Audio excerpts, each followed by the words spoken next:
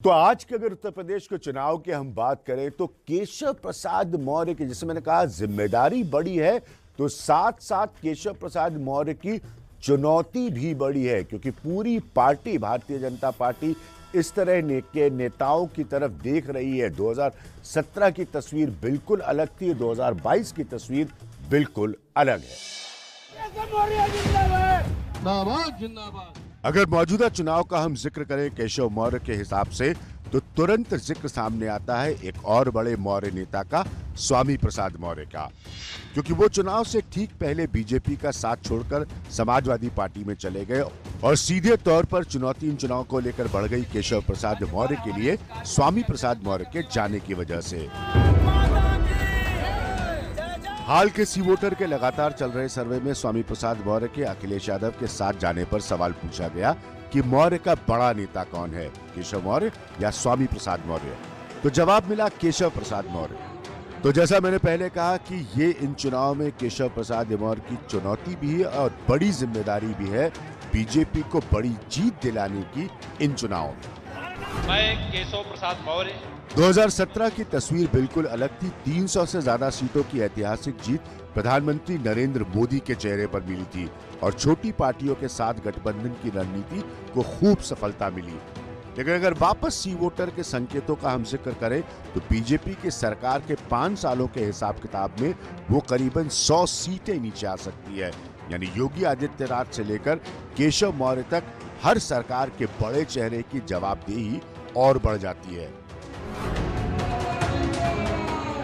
महत्वपूर्ण बात है कि केशव मौर्य का जिक्र करते हुए अगर हम बीजेपी की शानदार जीतों को देखें, 2014 में, 2017 में और 2019 में, तीनों ही चुनाव में सबसे बड़ा प्रतिशत किसी भी और की तुलना में ओबीसी वोटों का बीजेपी को मिला और उसका इसी तरह से बने रहना इन चुनाव में बगैर कम हुए बीजेपी के लिए बेहद जरूरी है। इस बात का दारोमदार बड़े स्तर पर केशव प्रसाद मौर्य के ऊपर होगा।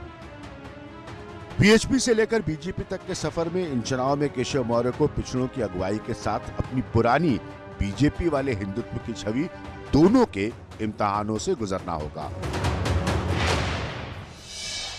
तो इस बात पर भी नजर डालना बहुत जरूरी है कि केशव प्रसाद मौर्य की कमजोरी क्या है।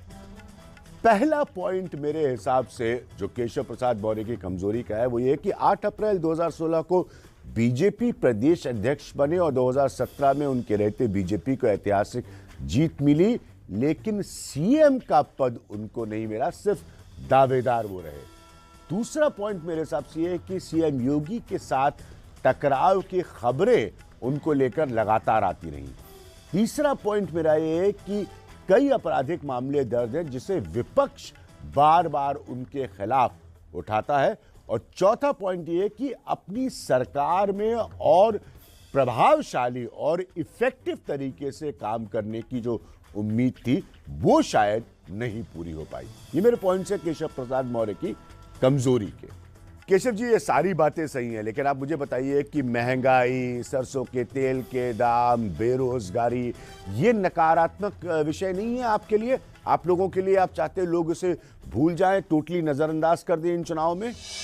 कोई सरकारी नौकरी ही रोजगार का आधार नहीं होती है, उसके अलावा भी बहुत सारे क्षेत्र होते हैं जहां से रोजगार मिलते हैं।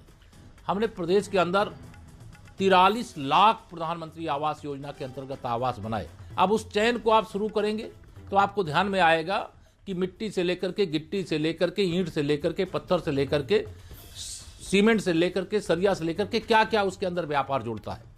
हमने 2.5 करोड़ के लगभग उत्तर प्रदेश के अंदर शौचालय बनाने का काम।